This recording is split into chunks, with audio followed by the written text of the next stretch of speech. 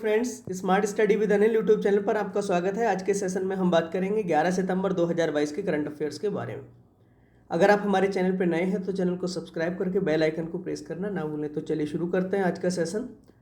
सबसे पहले previous session के क्वेश्चंस की रिवीजन कर लेते हैं।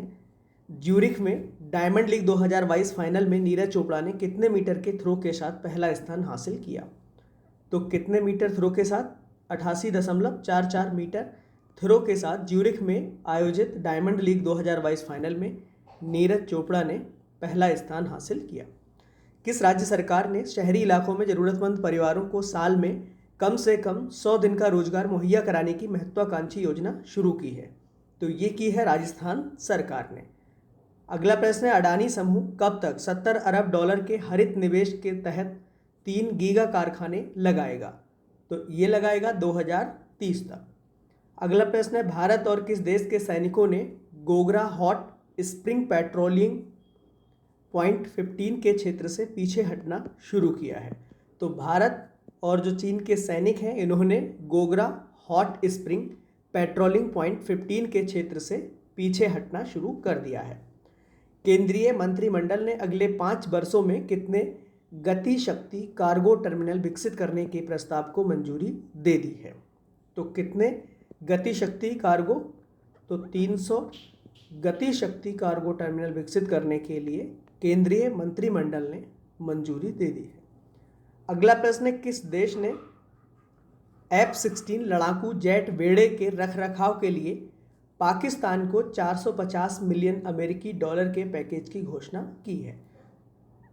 तो अमेरिका ने F-16 लड़ाकू जेट बेड़े के रखरखाव के लिए पाकिस्तान को 450 मिलियन अमेरिकी डॉलर के पैकेज की घोषणा की है। अगला प्रश्न है, सेंट्रल विस्टा एवेन्यू का उद्घाटन किसके द्वारा किया गया? तो सेंट्रल विस्टा एवेन्यू, इसका जो उद्घाटन है ये किया गया प्रधानमंत्री नरेंद्र मोदी के द्वारा। किस देश के राष्ट्रपति ने रक्षा मंत्री राजनाथ सिंह को राजसी घोड़ा उपहार में दिया?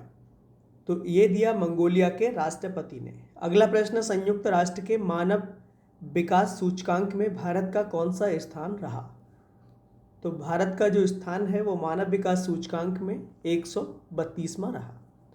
अगला प्रश्न है, हर वर्ष विश्व स्तर पर शिक्षा को हमले से बचाने के लिए अंतर्राष्ट्रीय दिवस कब मनाया जाता है? तो ये हर साल 9 सितंबर को मनाया जाता है। और आज का पहला प्रश्न है, विश्व आत्महत्या रोकथाम दिवस यानी कि वर्ल्ड सुसाइड प्रिवेंशन डे प्रत्येक वर्ष कब मनाया जाता है? तो विश्व आत्महत्या रोकथाम दिवस जो है वो प्रत्येक वर्ष 10 सितंबर को मनाया जाता है। आत्महत्या को रोकने के कई तरीकों को उजागर करने के लिए प्रतिवर्ष ये दिवस मनाया जाता है। WHO के मुताबिक हर वर्ष लगभग 8 लाख लोग आत्महत्या की वजह से अपनी ज़िंदगी खत्म कर देते हैं। इनमें से आत्महत्या के ज़्यादातर मामले 15 से 29 वर्ष के लोगों के सामने आते हैं, जिनमें अधिकतर सुसाइड केस अविकसित और विकासशील देशों में देखने को मिलते हैं। 2022 की थीम क्या है?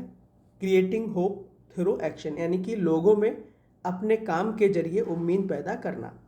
विश्व आत्महत्या रोकथाम दिवस मनाने की जो शुरुआत है वो 2003 में international association for suicide prevention ने की थी। वहीं हिमालय दिवस ये कब मनाया जाता है? ये 9 सितंबर को हर साल मनाया जाता है। और 2022 की जो थीम थी वो हिमालय तभी सुरक्षित रहेगा जब उसके निवासियों के हितों की रक्षा होगी। अगला प्रश्न है, द हीरो ऑफ टाइगर हिल शीर्षक वाली आत्मकथा किसके द्वारा लिखी गई है? तो ये लिखी गई है सूबेदार मेजर योगेंद्र सिंह यादव के द्वारा। आत्मकथा the hero of Tiger Hill autobiography of a Paramvir. सबसे कम उम्र के परमवीर चक्र पुरस्कार विजेता सूबेदार मेजर योगेंद्र सिंह यादव, जो कि अभी सेवानिवृत्त हो चुके हैं, की एक प्रेरक कहानी के बारे में है। और ये आत्मकथा सृष्टि पब्लिशर्स एंड डिस्ट्रीब्यूटर्स के द्वारा प्रकाशित की गई है। पुस्तक मुख्य रूप से 3 जुलाई 1999 की रात पर केंद्रित है, जब 19 वर्ष यानी 19 साल के यादव को टाइगर हिल पर कब्जा करने के लिए 18 ग्रेनेडियर्स रेजिमेंट की घटक पलटन के साथ एक महत्वपूर्ण कार्य दिया गया था। अगला प्रश्न है, किस राज्य की सरकार ने भूजल स्तर में सुधार के लिए वर्षा जल संचयन योजना शुरू की है। तो ये जो योजना है वर्षा जल संचयन योजना, ये शुरू की गई है उड़ीसा राज्य सरकार के द्वारा।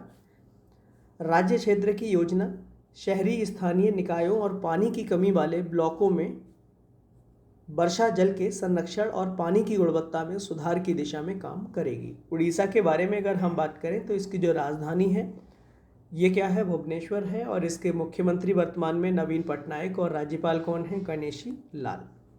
अगला प्रश्न है, किस राज्य में देश का सबसे बड़ा रबर डैम बना है। तो रबर डैम तो ये बना है बिहार में। मोक्ष की भूमि कहा जाने वाला गया देश का सबसे बड़ा रबर डैम फल्गु नदी के बाएं तट पर 411 मीटर लंबा और 3 मीटर ऊंचा रबर डैम का निर्माण कार्य कराया गया है। 411 मीटर लंबा और 3 मीटर ऊंचा ये रबर का जो डैम है वो 312 करोड़ की लागत से बना है। राज्य के जल संसाधन मंत्री संजय झा ने बताया कि आधुनिक तकनीक पर आधारित इस रबर डैम को गया जी डैम नाम दिया गया है। अब हम बिहार के बारे में देख लेते हैं एक नज़र। इसकी जो राजधानी है पटना है। वर्तमान मुख्यमंत्री कौन है, नीतीश कुमार, और राज्यपाल हैं फागू चौहान। अगला प्रश्न है, किस देश ने भारत के पूर्व नौसेना प्रमुख सुनील लांबा को मेधावी सेवा पदक यानी कि मेरिटोरियस सर्विस मेडल से सम्मानित किया है। तो ये किस देश ने किया है, ये किया है सिंगापुर ने।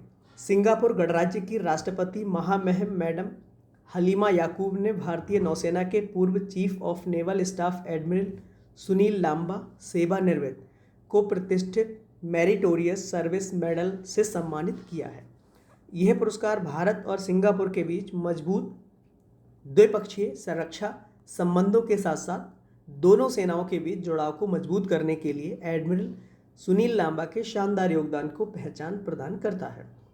सिंगापुर के रक्षा मंत्री एनजी इंग हेन ने रक्षा मंत्रालय में आयोजित एक समारोह में लांबा को ये पुरस्कार प्रदान किया। अगला प्रश्न है, किस राज्य के मुख्यमंत्री ने राज्य में 2 नए जिलों का उद्घाटन किया है। तो ये किया है छत्तीसगढ़ के मुख्यमंत्री ने। छत्तीसगढ़ के मुख्यमंत्री भूपेश बघेल ने प्रदेश में 2 नए जिलों कौन कौन से, शक्ति और महेंद्रगढ़ चिरमिरी भरतपुर का उद्घाटन किया है। इसके बाद प्रदेश में जो जिलों की कुल संख्या है वो बढ़कर कितनी हो गई है, 33 हो गई है। और छत्तीसगढ़ गठन के समय जब इसका गठन हुआ था साल 2000 में, तो इसमें जो जिलों की संख्या थी कितनी थी, 16 थी। छत्तीसगढ़ के बारे में अगर हम बात करें तो जो कैपिटल है इसकी क्या है, रायपुर है। वर्तमान गवर्नर हैं अनुसुईया उइके, और जो चीफ मिनिस्टर हैं कौन है, भूपेश बघेल। आगे बढ़ते हैं, किसके द्वारा देश का पहला राष्ट्रीय इलेक्ट्रिक फ्रेट प्लेटफॉर्म ई फास्ट इंडिया लॉन्च किया गया। तो ये किया गया नीति आयोग के द्वारा। विश्व संसाधन संस्थान यानी कि WRI भारत के सहयोग से नीति आयोग ने देश का पहला राष्ट्रीय इलेक्ट्रिक फ्रेट प्लेटफॉर्म ई फास्ट इंडिया यानी कि सतत परिवहन के लिए इलेक्ट्रिक फ्रेट एक्सेलरेटर लॉन्च किया है। इसका जो उद्देश्य है क्या है, ऑन ग्राउंड प्रदर्शन, पायलटों और साक्ष्य आधारित अनुसंधान द्वारा माल ढुलाई विद्युतीकरण के बारे में जागरूकता को बढ़ाना। WRI यानी कि विश्व संसाधन संस्थान, इसके बारे में अगर हम बात करें तो विश्व संसाधन संस्थान एक वैश्विक अनुसंधान संस्थान है। ये पर्यावरण और विकास के संबंध में 6 महत्वपूर्ण मुद्दों पर क्या है, केंद्रित है। इसमें 6 महत्वपूर्ण मुद्दे हैं, जलवायु, ऊर्जा, भोजन, वन, जल और शहर एवं परिवहन इसमें शामिल है। WRI का जो मुख्यालय है वो वाशिंगटन DC में है और इसकी जो स्थापना हुई थी 1982 में हुई थी। नीति आयोग के बारे में अगर हम बात करें तो इसका जो गठन है ये हुआ था 1 जनवरी 2015 को। वर्तमान में इसके CEO कौन है, परमेश्वरन अय्यर हैं, और उपाध्यक्ष कौन है, सुमन बेरी। अगला प्रश्न है, किस राज्य को इंटरनेशनल ट्रैवल अवार्ड 2023 प्रदान किया जाएगा। तो ये किया जाएगा पश्चिम बंगाल को। संयुक्त राष्ट्र विश्व पर्यटन संगठन के एक सहयोगी Pacific area travel writers association यानी कि पटवा द्वारा संस्कृति के लिए सर्वश्रेष्ठ गंतव्य के लिए पश्चिम बंगाल को इंटरनेशनल ट्रैवल अवार्ड 2023 से पुरस्कृत किया जाएगा। यह पुरस्कार 9 मार्च 2023 को बर्लिन में world tourism and aviation leaders summit में प्रदान किया जाएगा। पटवा यात्रा लेखकों का एक संगठन है जिसकी स्थापना 1998 में हुई थी। अगला प्रश्न है, एमआरआई मशीनों में इस्तेमाल होने वाला भारत का पहला सुपर कंडक्टिंग मैग्नेट सिस्टम किस संस्थान ने विकसित किया है? तो ये सुपर कंडक्टिंग मैग्नेट जो सिस्टम है जो कि एमआरआई मशीनों में इसका इस्तेमाल होता है, ये इंटर यूनिवर्सिटी एक्सेलरेटर सेंटर यानी कि IUAC के द्वारा इसको विकसित किया गया है। नई दिल्ली के inter university accelerator centre IUAC ने एमआरआई मशीनों में इस्तेमाल होने वाला भारत का पहला सुपर कंडक्टिंग मैग्नेट सिस्टम सफलतापूर्वक विकसित किया है। IUAC ने 1.5 Tesla super conducting MRI magnet system जो कि एमआरआई मशीन का महत्वपूर्ण भाग है, इसको विकसित किया है और ये भारत में एमआरआई मशीनों के स्वदेशी उत्पादन को क्या सक्षम बनाएगा। अगला प्रश्न है, फॉर्चून इंडिया रिच लिस्ट 2022 में भारत के सबसे अमीर आदमी कौन बन गए हैं? तो ये कौन बने हैं? गौतम अडानी। और इस लिस्ट में अगर हम बात करें तो रिलायंस इंडस्ट्रीज़ के चेयरमैन मुकेश अंबानी कौन से स्थान पर हैं? ये दूसरे सबसे अमीर व्यक्ति बन गए हैं। टॉप 5 की अगर हम बात करें, top 5 Fortune India rich list 2022, Gautam Adani number 1 पर हैं 129.16 बिलियन डॉलर के साथ। वहीं मुकेश अंबानी दूसरे नंबर पे हैं 94.57 बिलियन डॉलर के साथ। शाहपुर मिस्त्री और साइरस मिस्त्री जो परिवार है ये नंबर 3 पर है। वहीं अगर हम बात करें 4 नंबर पे कौन है? राधा किशन दामनी। और वहीं नंबर 5 पर अजीम प्रेमजी जिनकी कुल संपत्ति 21.94 बिलियन डॉलर है। तो आज के लिए बस इतना ही। धन्यवाद।